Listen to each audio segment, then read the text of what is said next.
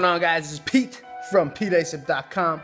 I'm here on Monday morning, feeling 10 times better. I feel like my leg is progressing and my hip is progressing in the way that I want it to, and it really does feel good, and it finally makes sense. And I'm not gonna lie, like the past 2 weeks, it's only been 2 weeks since I had hip replacement surgery, and when I was in the hospital, sitting on the bed and I was in pain and taking morphine drips and all these other things, it felt hopeless.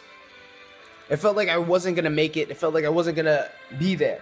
You know, I wasn't gonna make it. I wasn't gonna feel good about progress. Like, it's not gonna happen. It was a failure last time. I've been dealing with this all my life, and now it's a failure again. Because it wasn't feeling good, and it hurt so bad, and it was like, it just wasn't right, you know? Something wasn't right. But there has to be that point in your life that everything doesn't feel like it's going to move. Like, it's not going in this direction. It's not going to happen. Like, your plans aren't going to go as planned. You know, and I had that feeling. But there's a point in your life that you have to believe. You have to believe that somewhere down the line, the dots are going to connect in your future. From whatever you're doing, from wherever you start, those dots are going to connect. Now, you have to believe that. Okay, it's easy to say it to yourself, and it's easy to write it down and say, I'm going to do this and I'm going to do that for the sake of the better future. But if you don't naturally believe that those dots are going to connect, then what's going to happen when you fall off the wrong path?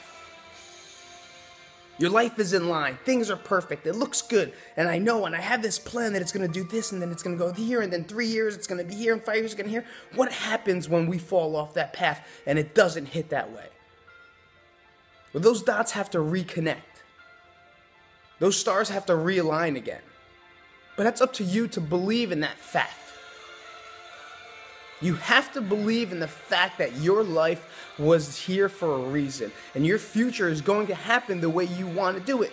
And those are the things that's going to make you follow your heart, rather than follow someone else's heart.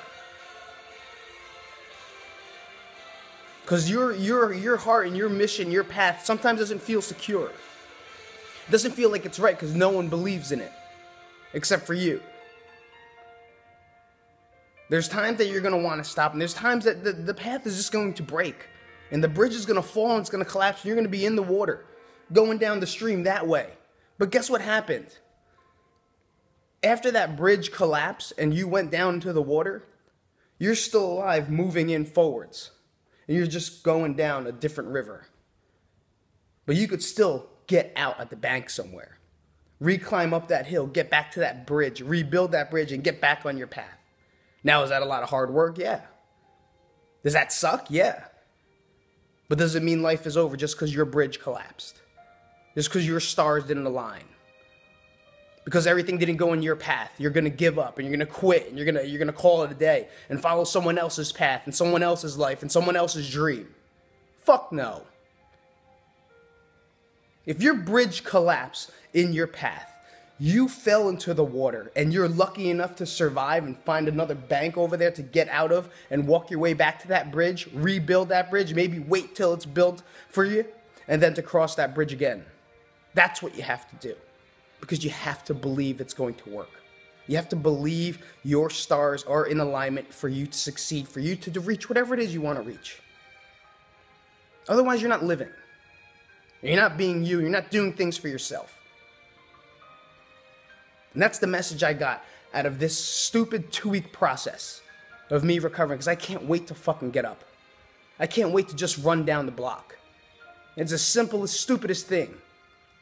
It's not lifting weights. I don't care about squatting. I don't care about deadlifting. I don't care about working out. I can't wait to run down the fucking block.